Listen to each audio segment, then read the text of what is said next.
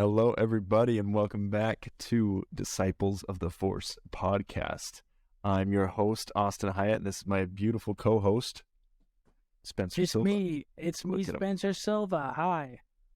Jeez, okay. Hey, well, on this week's episode, we're just going to go ahead and do pretty much the same thing we've been doing the past few weeks. Spencer, do you have any announcements or any news you want to talk about before we hop in? As far as Star Wars news, I know that they got some stuff going on over there in Europe. You keep letting me. Dude, I know. We're stars. But as far as anything, outside of that, I actually didn't see anything. Do you have anything? No, I don't think so. Little tidbit, I was in my, I go to college, I'm in school. Right.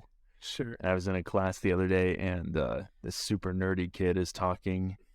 And I say super nerdy, but he has all the same interests as me. I just judge him for it. Oh. But he was like telling the teacher, hey, yeah, there's only 2 weeks until the next season of The Mandalorian comes out. And I was like, that guy's an idiot. There's not. It comes out March 1st. Guess what? That's in 2 weeks, man. So coming up quick.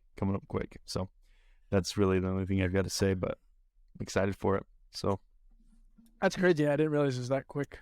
I know. Neither did I. Because I wonder if Bad Batch is going to finish before. It's got to. I thought. No, because we're only on. How many episodes were there? I'm going to look it up. I think there were 16. Oh. So they're going to be running over each other. Oh, you're probably right, because that would make a lot more sense if it was 12. Let's say. Surveys. Oh, yeah, it looks like it might be going to... Oh, no, wait, there's 10 out right now. No, it would make sense if there's only 12. So we can kind of start talking about that while I look. Okay. But yes, you want me to talk about episode... Did 10 just come out? Is it 10, right? On 10 or 9? Yeah, we're on 10, the cross. Oh, wait. Sorry. Jeez. We're on 9. Yeah, we're on 9, the crossing. Sorry. And just FYI, there will be 16 episodes. So it'll go until March 29th. Yes, they will. So we'll be getting double Star Wars content every week. Nice. Little double trouble. Little double trouble, huh? That's what we like to call it here. Hey, I'm about it. That's awesome. Yeah. Yeah. Well, speaking of that, let's talk about episode 9. Let's talk about it. What are some of your takeaways, my brother?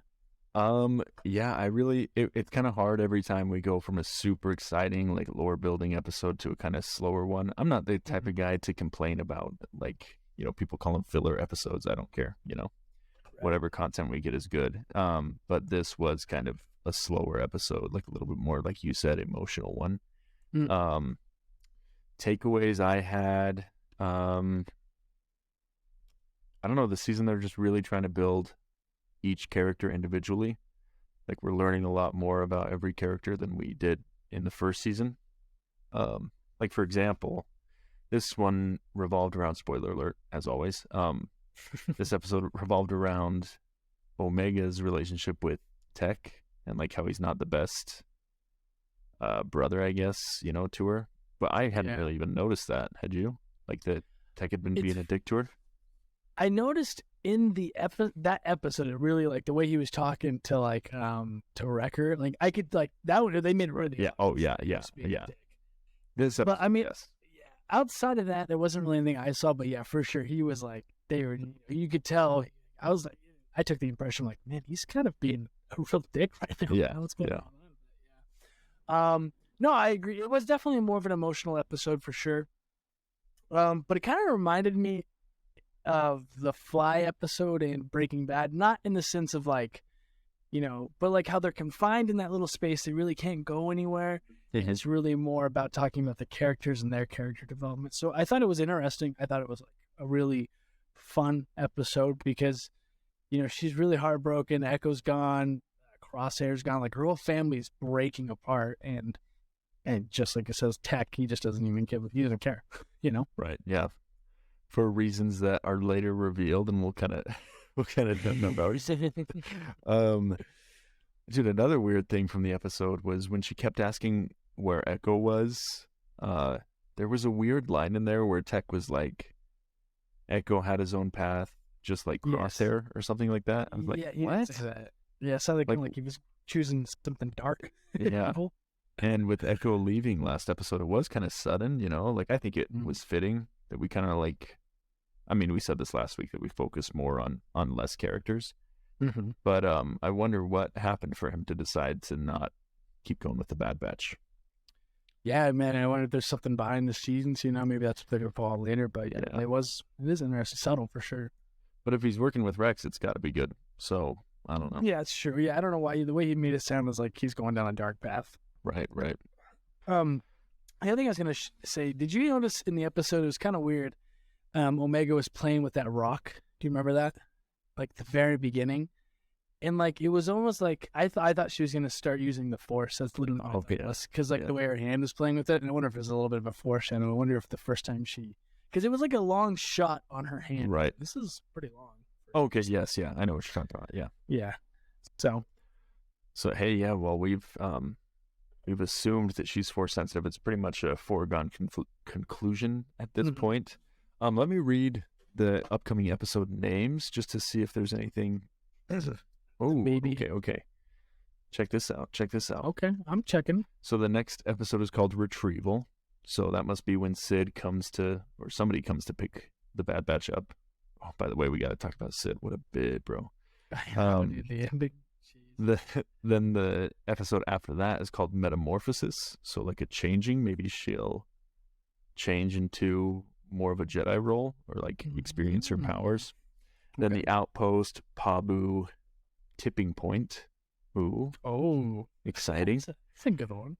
And then the Summit, which I think that's the second to last episode. So it's probably like we're reaching the highest point of the season. And also that might have to do with that cloning planet that we saw in the first season where the cloning facility is like in that mountain. Yeah. And then the last episode is called Plan 99. So kind of interesting. Something to look forward to. 99. Order 66. Flip it on its head. 99. Clone Force 99. Bad Batch. Oh, do you think Clone Trooper 99 is going to come back from the dead? Oh, I don't know, dude. We'll have to see. Another thing about the episode, I did like, again, it was like a Lion King homage. Dude, Stampede happened. That's what I was thinking about when this happened. that is so funny you say that because like I was like, this is the Lion King, especially when a Wrecker like jumped down to guard the whatever that mineral was called.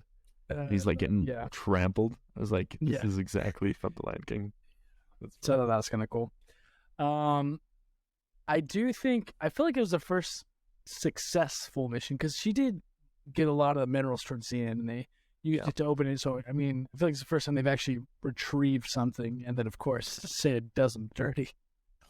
Jeez, dude, what was that? I mean, I know it's been leading up to that the entire time, but it's really at a breaking point. Oh, yeah. Well, like, especially the way, like, Hunter and everyone was like, we did this because we're only here because you told us to go on this mission. Like, it's your job for us to get back. And she's like, I don't know, I have to pull some strings. You're like, dude. It's like, what? And all the things they've done for her, too, like, you start listing it out. It's just crazy. And I don't mean to bring race into it. I don't. Oh, okay. No. I'm not going to bring race into it. Canceled. Spoiler. And Austin is getting canceled. Listen, she's a Trandoshan. Okay. Trandoshans are always bad in Star Wars, dude. So we should have known from the beginning. It's true. But no, but it is kind of weird. I don't know why they're kind of using her as this like martyr character because they didn't allude to that at all in the first season. Like she's always been good and always loyal, right? Was there any inkling of that in season 1? Not that I can remember. I mean, if there was, it must have been subtle. Yeah. 2 dumb guys like us didn't catch it. Yeah, we're stupid. We watch for the animation, for the colors and the stuff. Oh, speaking of, the music in this episode, killer. I mean, like every single episode is at a different score. It's crazy. Well, yeah, you know. Put all that effort in. Sorry, go ahead. No, I was gonna do a dumb show. Keep going. No, let's hear it. What did I not know? Come on. It's because I was just gonna say, did you know John Williams orchestrated the music for this one? And then No way. But then I was gonna say, I almost said someone else's name because I couldn't remember his name. Wait, someone else's name did this score? Yeah, dude. Oh, dude, I love someone else's. Anyway, one thing I did like about the episode was that, like, kind of towards the end, like, well, when I was first watching it, I was like, man, well, like, they're so, like, everyone's so desensitized to, like, emotion because of all the things they've been through. I mean, like, they lost Crosshair, they're on the run, you know, their home is destroyed. So I feel like they're so desensitized. Sometimes they don't show emotion. Like, all of them kind of do that. But Hunter, of course, is a lot more, you know, he can pick up on it. But like we were kind of talking about, you and me, Tech, we think Tech might be on the spectrum a little bit. Nothing wrong. Which, yeah, hey, as my friend always says, I won't say his name on the pod, he's got Asperger's, and he always says we're all on the spectrum. And you know what? I believe it. So it's great that this episode kind of brought a little awareness to that. But go ahead with what you were going to say. Well, yeah, and that's the thing. Like, as I'm watching, I'm like, yeah, dude, Tech's not picking up on these subtleties, man. I know. And Omega's getting really pissed. Like, dude, what are you, like, I'm trying to express myself. And he's like, huh.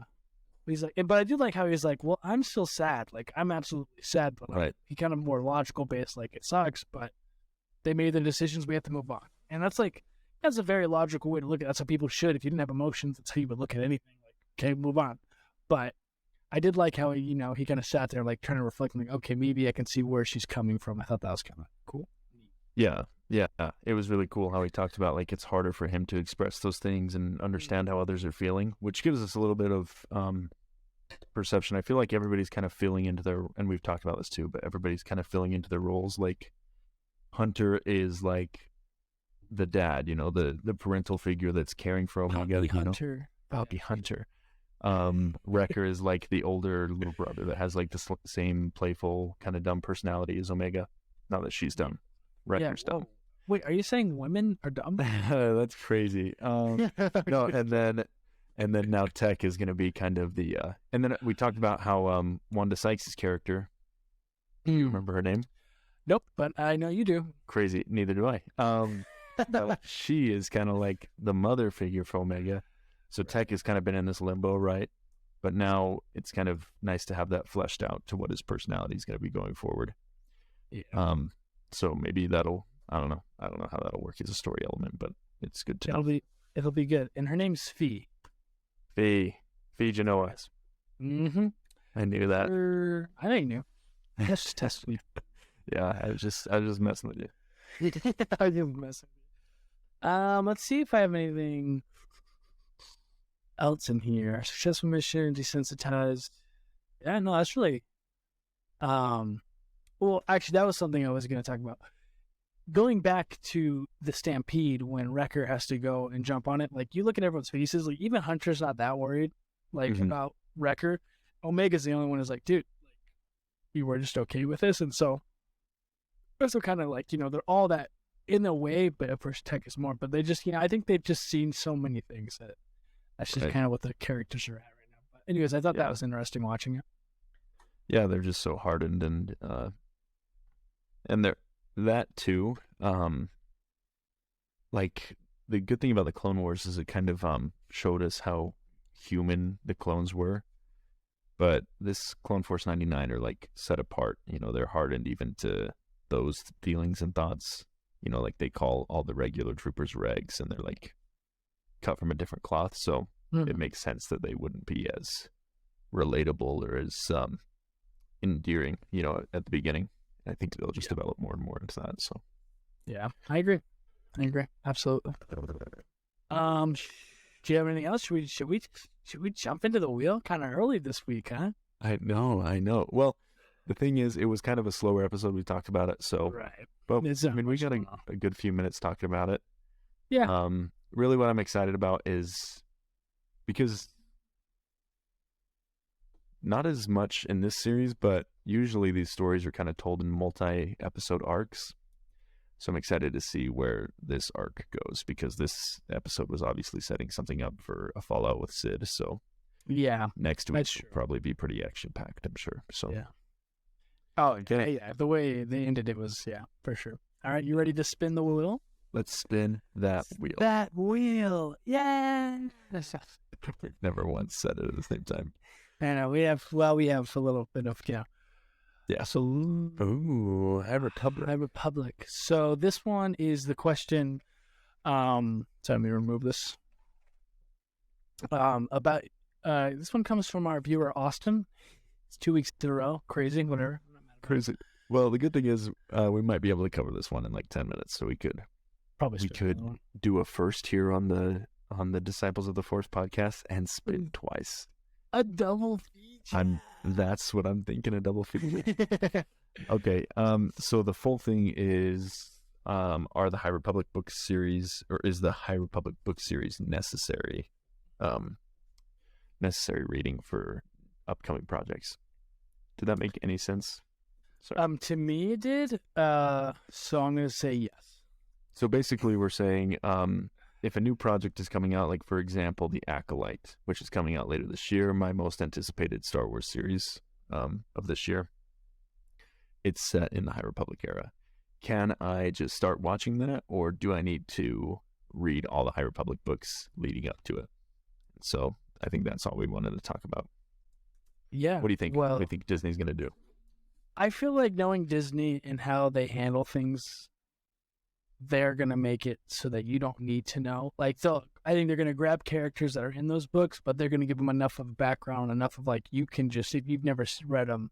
Because, I mean, I can't see Disney making a series with that you have to read these books before and then lose a huge chunk of their audience. You know, Right. Disney, they're a company, they want to make the money, so they're not going to just automatically just put it to a small sect of people who've read the books. So I don't think it'll be necessary, but I mean, of course, I feel like they're going to heavily pull from them, but that's kind of what I'm thinking. Right. It does kind of answer itself. Like, of course they wouldn't do that, but it does kind of bring up the debate of like Marvel, how Marvel's kind of gotten out of hand. You can't just jump, like for example, tomorrow, Ant-Man Quantumania comes out, you know, and a lot of the reviews I've been seeing for it are, this is not like a good movie to get started in Marvel. Like, and at this point, if you haven't watched Marvel, it's because you don't want to, you know. But could you drop in and watch Ant-Man as your first Marvel movie? No, it probably wouldn't make any sense, you know. It's setting up something else, and you wouldn't know any of the characters. So I hope, but Star Wars is a lot more reeled in, of course, so I hope they never really get to a point like that. Another thing. Oh, sorry. You go ahead. No. Well, I was please, just gonna say, I did do a little Goog search for you.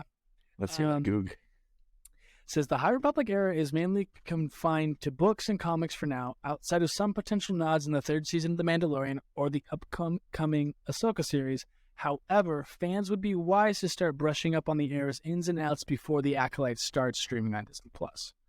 I mean, this is a fan talking, so I mean, like I said, I don't say Disney not doing that, but you know, I think it's just a fan saying, like, well, it wouldn't be a bad thing, which is not wrong. It wouldn't be a bad thing to brush up on. But go ahead. Except you would have to read. Jeez. Dude, like my Exile level, bro? Mine's like a 10. I don't even know how they score. It's like a 10. I think they go by hundreds, but yeah. Sure.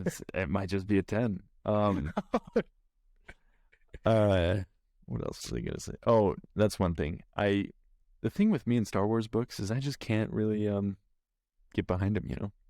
I listened to the first High Republic audiobook that came out, and, you know, in Star Wars we have like stupid names that are pretty hard to remember or hard to pronounce, whatever.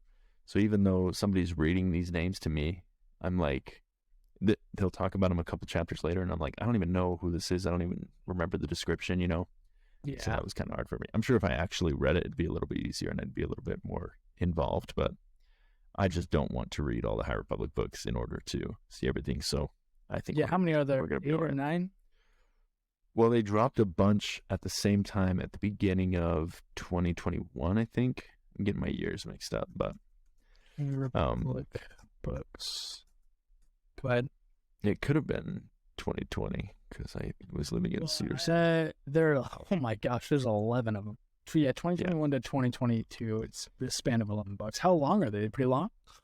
The first one that I read was Light of the. Is there one on that page called Light of the Jedi? Jedi. Yeah, that's right. That was pretty long. I mean, not crazy long, but it was a big book. And so yes, But you're right. Star Wars knows their fans. They know that a lot of people like to read, but a lot of people aren't gonna, especially like novice people that are just getting into the new stuff, aren't gonna be getting into that.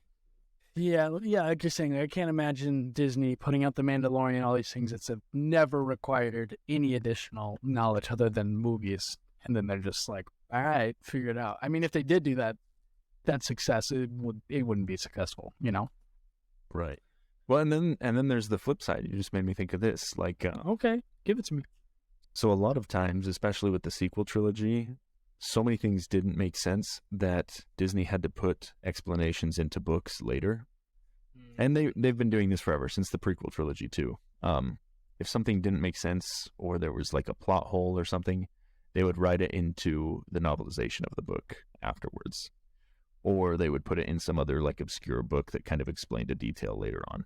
And so, yeah, it usually goes prioritize film, then TV, then books, Yeah. And so I think books serve kind of more as a supporter rather than a precursor.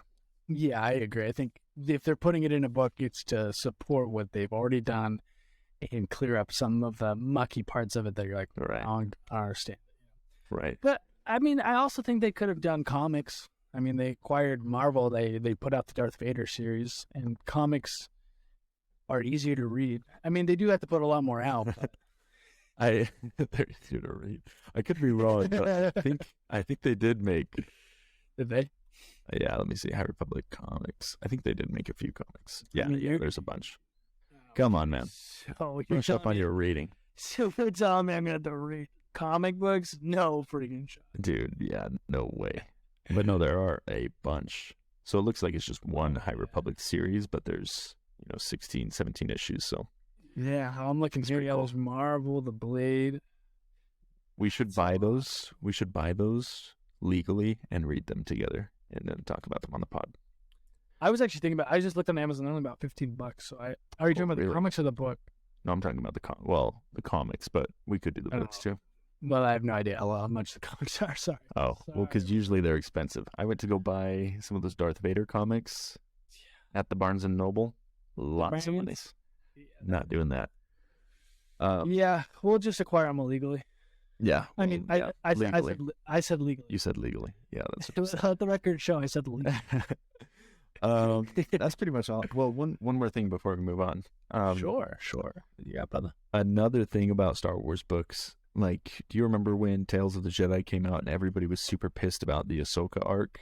I don't know if you read up on that or heard anything about that, but basically, Ahsoka's final episodes in Tales of the Jedi were adapted from a book that was written in, several years ago, 2016 or so, I think, about what happened to Ahsoka after she left the Jedi Order and before she joined the rebellion. And so there's like a lot of lore about her in this book. And Dave Filoni wanted to adapt that into Tales of the Jedi, but a lot of the details were just kind of changed, but pretty much the same story told twice, but differently.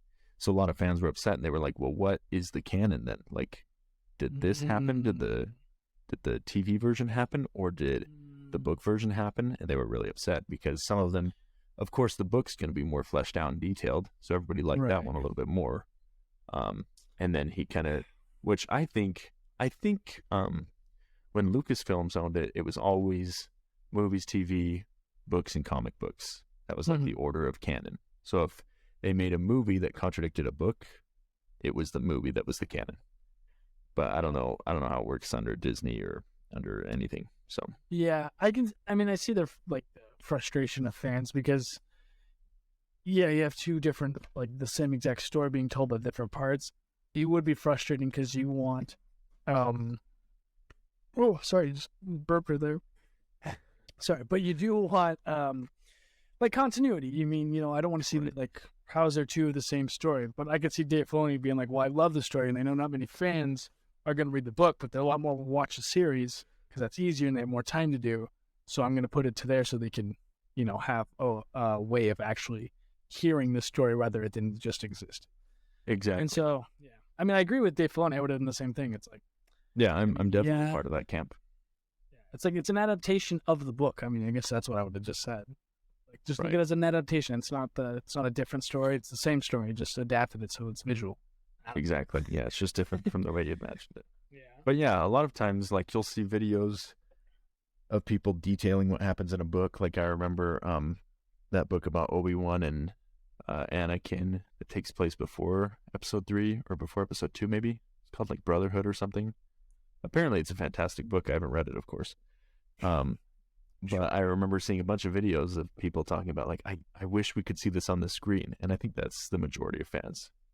If they read something, they want to see it on the screen. And I think people would prefer that over what they imagine in the book. And I think, okay, going back to that, like the Vader comics, 'cause we both have read them. Yeah. I want to see that on the screen.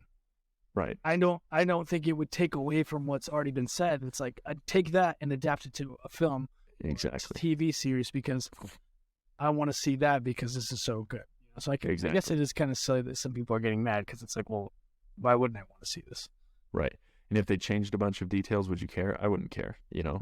I'd rather see it totally different than I imagined it on screen. Yeah. Than like have it be totally true to the book or comic, to the comic book. Yeah. I agree. I mean, like, could you imagine watching the scene of Anakin going back to Obi-Wan, Oh, dude. Yeah, and that vision thing. Yeah, the visions. Gosh. And then he says, no, this is the only way, and then proceeds to make his lightsaber. Yeah. Dude, that's amazing. I would love to see I would love that. I would love that. But, dude, they're keeping Hayden Christensen around, so maybe, I mean, I don't want to have too much hope, but he's going to be in Ahsoka. Ahsoka, right? I'm sure that's confirmed, right? Yeah, so it is. I saw that, so... I mean, they're keeping him there, I think. And I think, like you're saying, I think you talked about this earlier, they probably will put a lot of, Vader stuff with Ahsoka. Could happen. Yeah. Could happen. I mean, they did it with Obi-Wan, right? The Inquisitors, so. I don't know, really good stuff. I mean, I think it's got a lot of... I mean, I would love a dedicated show about Vader because there's so many things you can do with it. Right. But also, I mean, even with that, you could do what we were talking about last episode about a Boba Fett. You could make kind of a couple episodes about that. A work just great. So I don't know. Yeah, that way you'd get. It's just Disney has been kind of bad with their legacy characters. So I'm kind of the camp, like, I'd prefer them to get away from the Skywalker saga. Like, that's why I'm so excited for Acolyte. Just totally away from it. Nothing to do with it. But if they're going to keep churning stuff out, I'd want stuff like that, like big name characters that we get to see more action of, Yeah, absolutely. Especially before Earl James Jones. Would I say that wrong? James Earl Jones. Jesus, shut down. Before that guy kicks the bucket, he's old, man. I know he is. You got to get everything you can from him. But, dude, the voice they used in Obi-Wan was AI. So, what? Did you notice that? I think I'm pretty sure it was, yeah. I did not know that. Because I know James's voice so well, dude. And I remember hearing it, and I was like, oh, that does not sound like him. And then all these TikTokers were like, it's crazy that they even got James Earl Jones back. And I was like, oh, that's weird. He must just be getting old. It doesn't sound like him. But then it was released that it was AI. Like, it was some AI studio using parts of his voice. And let's see. Okay.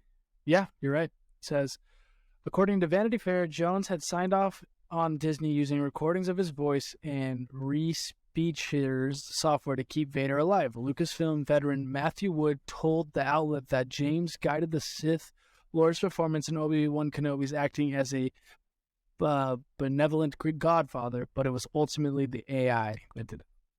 Yeah. So, yeah, wow. I didn't know that. It's crazy.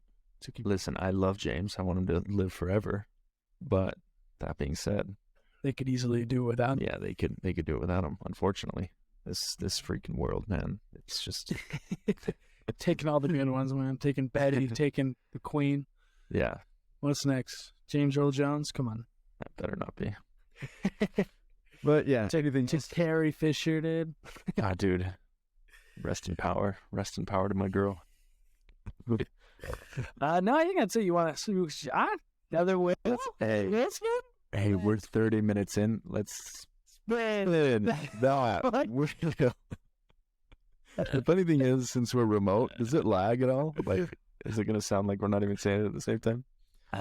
Dude, I don't know. Well, actually, no. I think it actually does pretty good at adapting because, like, if I'm like, there's parts where I'm cutting and I'm like, oh, my voice is so far off, but I submit the video to myself, and I guess they do something on the back end where it all ended up perfectly. It's crazy. So I don't know. Okay. Well, hey, maybe when we say spin that wheel off anyway, it'll just line us up. So No, it won't. But yeah, No, for sure. it will. Trust me. AI. All right, what we got? Okay, if it lands on me, dude, we're not doing it. Well, all three of them are you. Oh. I realized after. Okay, well then let's just end the podcast right here. We're not. No, so this one is what Disney has the potential of doing, but they don't, which I think is a good topic. Or what do you think? I mean, we just kind of touched on it a little bit, but go ahead. Well, they're all my topics, so I think they're all great. But yeah, that's freaking crazy. No, it's crazy. It's no one's fault. It's my own fault. I make them. No problem. Hey, but if you want to go ahead on that, start on that. What Disney has the potential of doing and doesn't? Yeah. So what Disney has the potential of doing, it's a billion-dollar company. They have so much money, right? They have so many, I mean, look at what they own, National Geographic, Marvel, Star Wars. Like, they own so much stuff, and they're making so much money from it, right? Apart from their parks and whatever. Looking at that and what they have the ability to do, they are falling so short if you look into that, like, you know, kind of perspective. Like, they could pour in, I mean, they never would, but they could put hundreds of millions of dollars into the Obi-Wan series, right? They could have poured so much money into it and, you know, done better quality stuff, taken time. But we've talked about this a lot, that it feels like nowadays studios are so rushed to make the next thing that they don't take their time, which doesn't make any sense because Disney isn't losing tons of money. They have tons of money. So why are they just rushing projects? Rushing, like, going back to, like, Thor Ragnarok, there's a couple visual effects that look so bad. And it's like, why are you rushing this project? Just take your time. Because back in the day, like, when we were kids, it would take years for like 2 to 3 years for the next movie. But now it's like next year, boom, here's the next movie, and it falls short because of what they have. They have so much money to do it, but they'd rather get it out, make the money, and keep, you know, getting that revenue. Right. Yeah. And what really hurts, man, and I just looked it up, valuation of Disney as of the end of last month, January 2023, $164 billion. That is so much money. Crazy. And of course, like, that goes to their parks and, you know, all the different wings, assets. Yeah. Right. That being said, you're exactly right. You hit the nail on the head. They could be putting millions and millions, hundreds of millions of dollars into these shows, you know?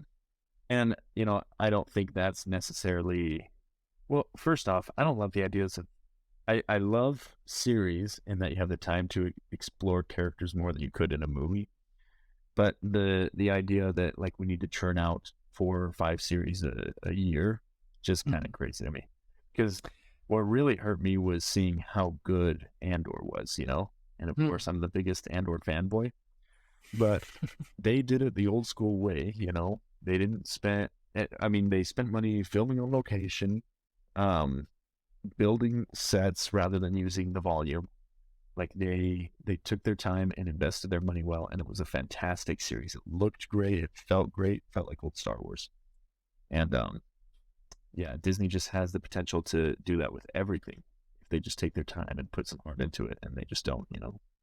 Yeah, and I think it's just looking at the fact of, they are business. At the end of the day, everything that they're doing is driven by money, right? Like, here's the thing. When I was a kid, I wanted to be an animator for Disney. That was like my dream.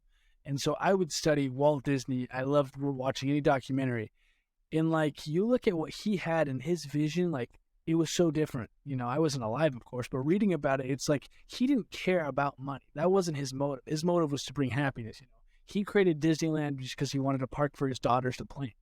And so, yeah, he just made it and, you know, worked so hard and did all these things. And, like, you're going to get bankrupt. No one's going to come to this park. You're doing it in a place, like, where all these were an orange orchard. Like, it's so far from the city. Now look at where it's at. It's in the heart of it all because people built around Disneyland. So it's like, you take someone who has this vision, who doesn't, I mean, of course, I'm not going to say Walt Disney didn't care about money, but it wasn't his main push, you know, everything I've read about him. He's a racist, but Right. I'm not glorifying the guy. But I'm saying this guy had a vision. He did everything he could. He wasn't driven by money. That it wasn't his main, focus. It was, let's make these movies and let's give a place for kids to go to just, like take it all in, take in the movies they saw on screen and like live it, And when you have someone like that at the helm of something, you have so much more success because you have more creativity. And I'm going to go pull again with my boy Steve Jobs. Same thing. Like, look at Apple. Like, what have they done innovation-wise in the last 10, years? Nothing. It's all the same stuff. You still have an iPhone. You still have a watch. AirPods, kind of new. And iPads.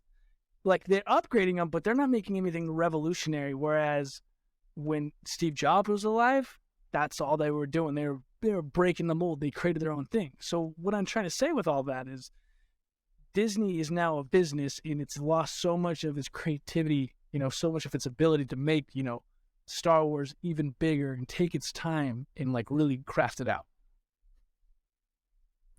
Beautiful. Thank you, man. I think I just had to get it out, man. That was in me, man. No, but you make a lot of great points. And while you were saying that, I was thinking, like, Disney still does understand that magic to a certain point. Like, you go to Galaxy's Edge, Oh, beautiful. in Disney World or Disneyland, and you're like, dude, I'm on Batu. Bantu? What's the fictional planet they've got? Anyway, I'm here. Fake fans. Dude, it's well, because the cool thing about it is exclusive to the parks. Like, there's no not in any shows or anything or any movies. That's it. This one is saying the Black Spire Outpost, but I don't think Black Spire Outpost at Batu. Yeah. Okay, there. Okay. But you go there and you're like, man, there is a passion here. I do feel like I'm living Star Wars, and it's so cool. Yeah. But then it's like a series like Book of Boba Fett or Obi-Wan comes out, and you're like, is this the same company that produced that feeling?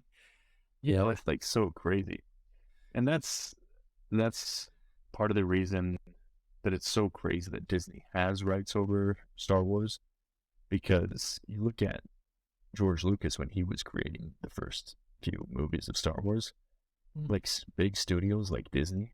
I mean, Disney wasn't a part of the conversation back then. It was Fox, in terms of Star Wars. George didn't want to work with them at all, like he needed them as a distribution network, but he didn't want them crushing his ideas or getting in the way of his vision, And so it is crazy that this huge mega corporation, huge company has the rights now, and it's just kind of the antithesis of what George created. And of course, he sold it. He's a billionaire now. Pretty awesome. Good for him. But it is just crazy that it kind of turned out that way.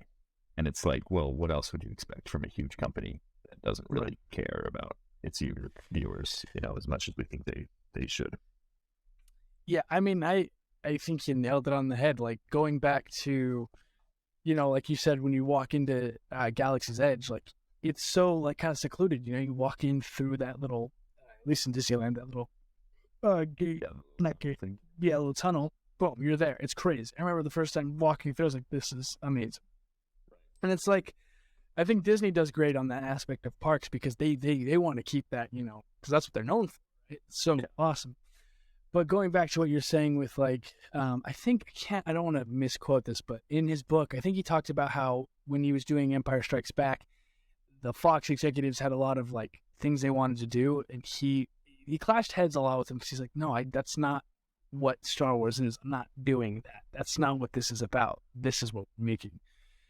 And especially because when he's doing Empire Strikes Back, he's in the middle of a nasty divorce. All these things are going on in his life. So, but with that being said, it's hard for me to like, and George does a good job of not getting upset of it because he sold it. He knows at the end of the day, he sold it. Now he has his opinions. He says, yeah, that sucks. I don't know why they did that. But he's not someone to be like, oh, I can't believe they're trashing and tarnishing it, because it's like, well, I mean, I did sell it. I don't blame him. You throw billions of dollars my way, I'm signing. I don't care. The kids, man. Yeah. No. Billions? $1 billion? Insane. That's insane. So much money. Insane. But yeah, it's just one of those things. Like Disney, with all their money, I mean, money doesn't buy art or passion, at the end of the day. But So that's why. why What's a buy? Come on, tell us. it buys love. Buys love. It sure does. Say that twice. No. But again, we've talked about this too. Like, I hate when people clown Kathleen Kennedy for her mismanagement of Star Wars, which I think some of those criticisms are valid, but it was who George put in charge. Like, she could have been doing more, Disney could have been doing more, but at the end of the day, it is what it is. And we as the fans can make dumb podcasts about it, give them our feedback, and hopefully they make better stuff. But if they don't, like, it's not very surprising. You know what I mean? Yeah. I think that is also, when you bring that up, it also brings up the fact, like, we don't know the red tape they got to go through. I mean, like, I'm sure there's times Dave Filoni's like, no, I don't want to hit the deadline. Let's just take our time with this. And they're like, no, it needs to be done by this date. We told you this date. We're not extending it. Get it done. And that sacrifices probably some special effects. You're like, well, that looks a little bad. It's like, well, we didn't have time for it because they didn't give us time for it. And I think sometimes that has to be remembered, that, you're working in the constraints that they're set in. But like you're saying, I hope that they take the criticism and go, okay, well, yeah, I hope, our 20 fans out there are backing us up. Shout out to Alabama. I don't know That's who right. you Shout are, out to Alabama. but you're always watching our pod, and I respect that. I don't know who you are, Alabama, but thank you.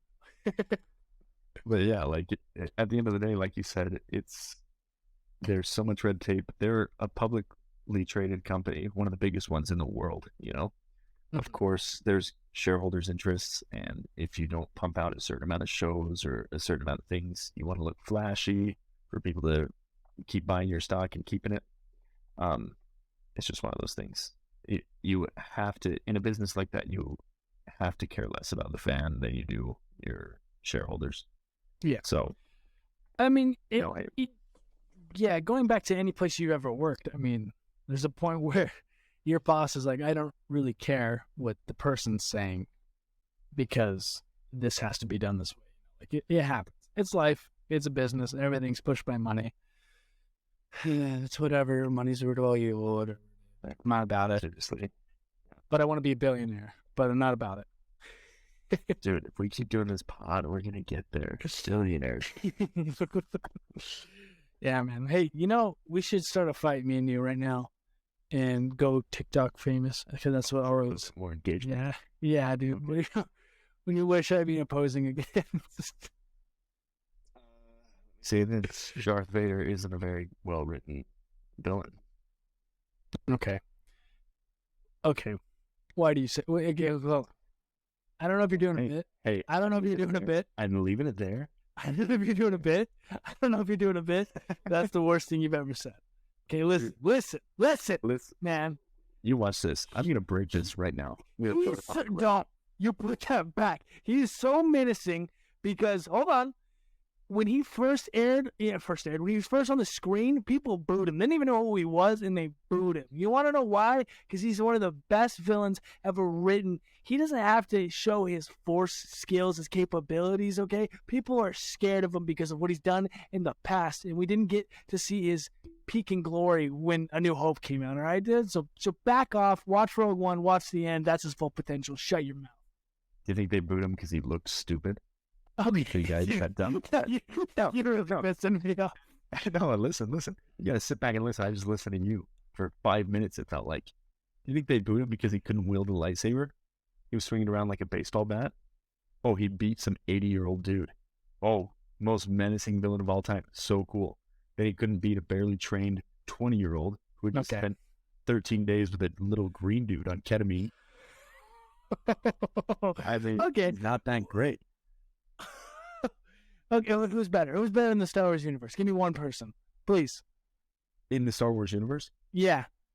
Like a better written character or more powerful character? Better written? Better written, yeah. Okay, let's go Masameda.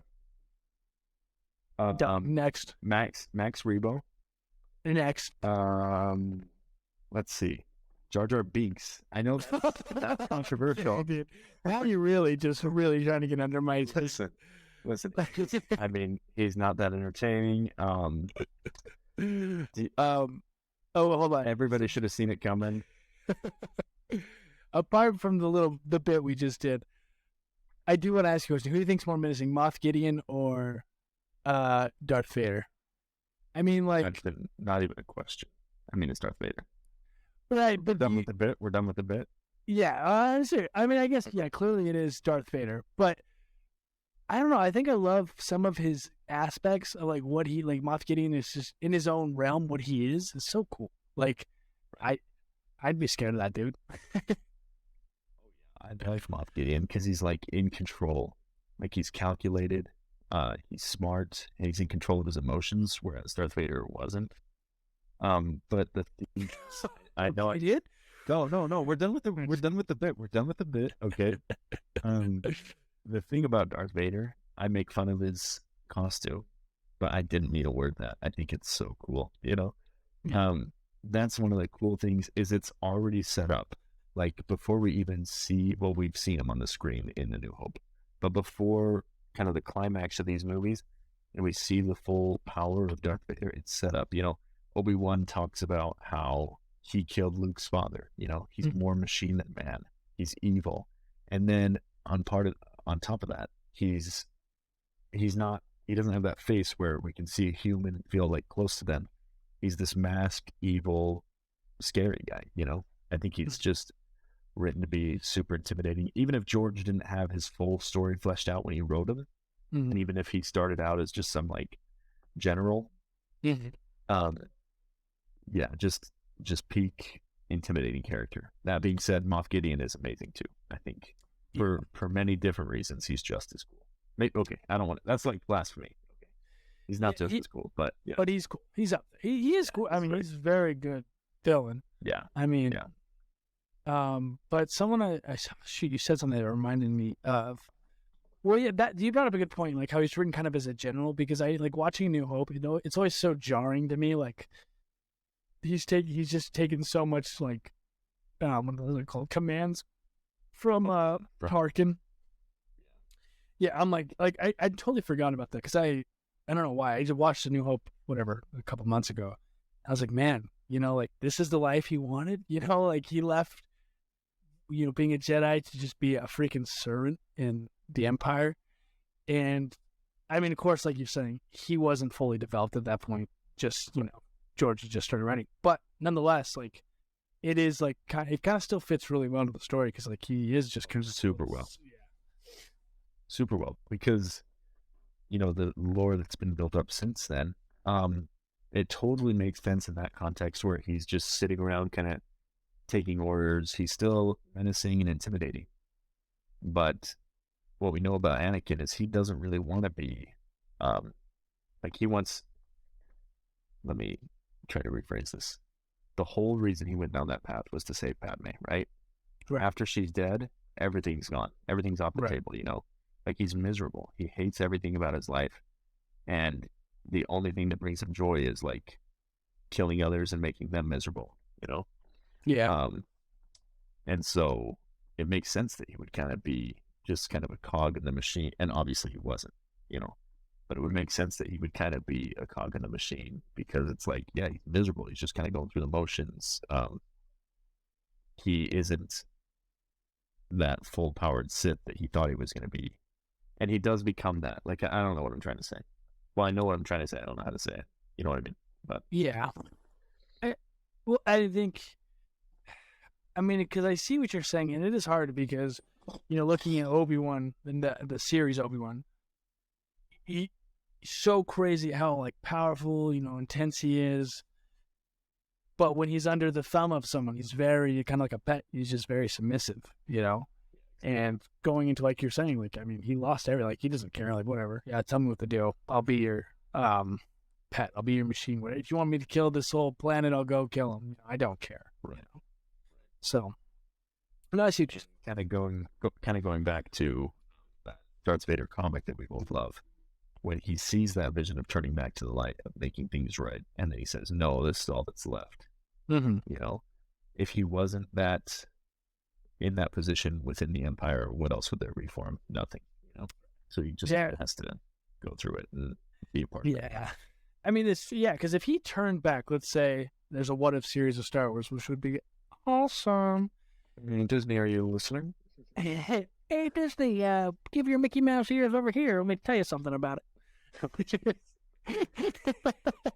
But if he did go through with that and stopped, his path to the dark side, fully committing and changing, going back to the light, what would he do? Him and Obi-Wan are going to team up? They're not going to take down the Empire, man. Like, I mean, Palpatine, how strong he was, what he knew, they're gonzo beans, within real quick. I mean, I don't know, but then there's the point of Obi-Wan, like, well, you have kids, we can go train them, be on the run. I don't know. I mean, maybe a chance, but I think if he did come, let's just go into a little what if for the next few minutes.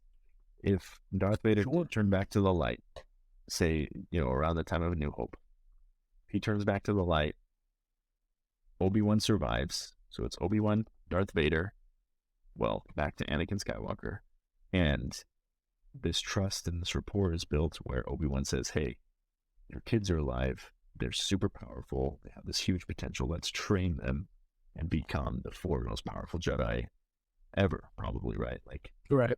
Reestablish the order and everything.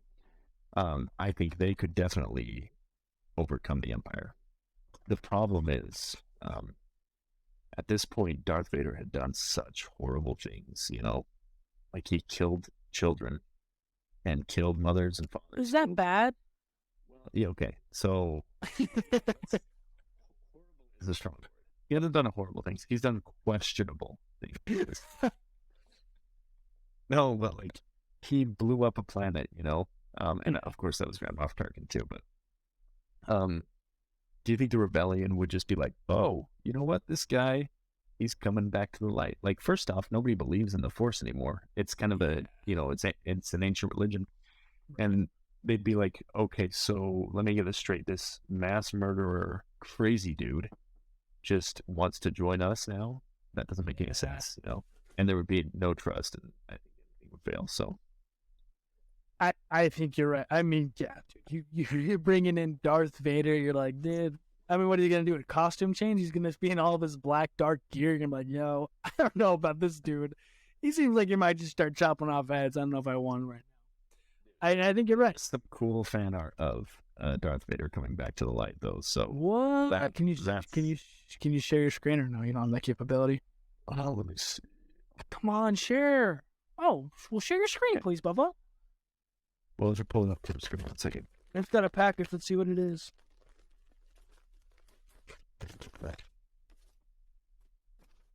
Oh, it's H&M. Check out my new style, baby.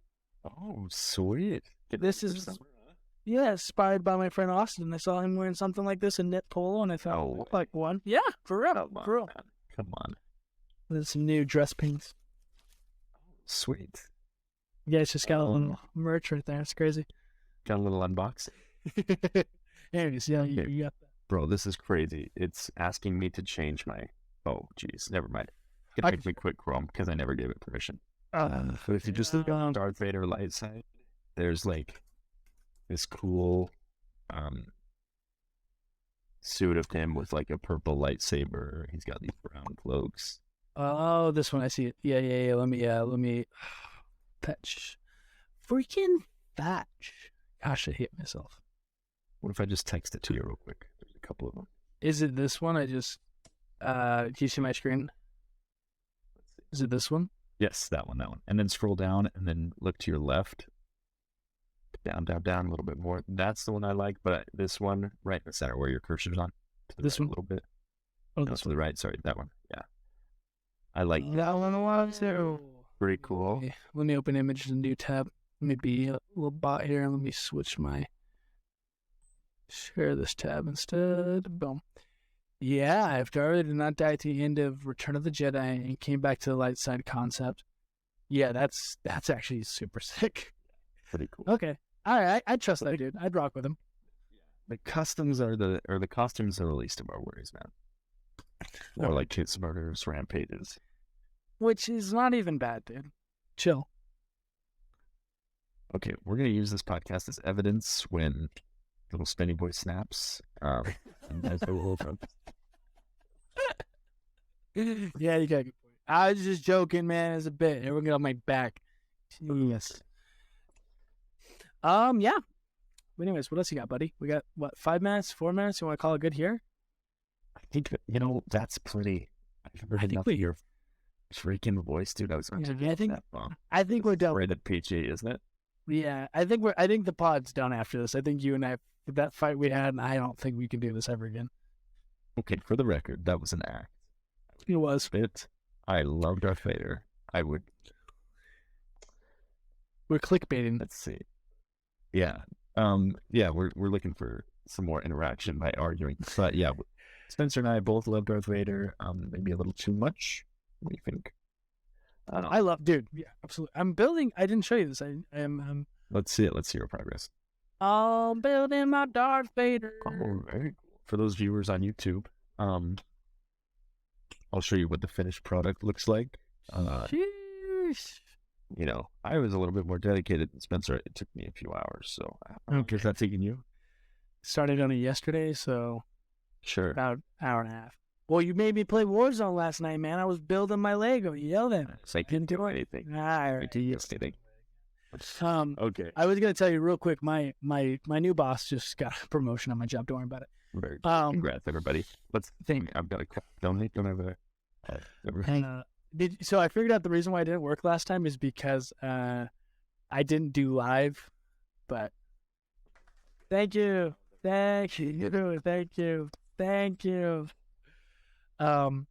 No, real quick. He's got tons of Star Wars stuff, and he's got this one of Darth Vader like falling using the Force, and like it's a statue, and like his cape's moving around. I gotta send a picture to you. It is so sick.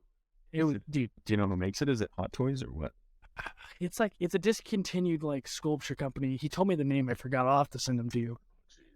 Because he said when he started buying them, he kind of got on like towards the end of like the fad, and so like they had stopped making them, and so like he doesn't have Princess Leia in her gold bikini, and he said, and man, that's a shame. That's the biggest one. Yeah, I was want that. And then I guess Luke, when he's in his like orange jumpsuit, his little pilot outfit, cool, holding a lightsaber, and the other one was Luke doing something else. I can't remember. But yeah, he's only 3, so I'll send him to you if I find him. You guys can go to our website, designfortheforce.com. Totally a real website, yeah, for sure. Go there, I'll put them on there. We'll get it. I can't do it. Might be, could be. I can do .net. Okay, we're gonna grab it. We're gonna get it. All right. Well, thank you for listening. Anything else, Austin? Love you all. Much love. Okay. See ya.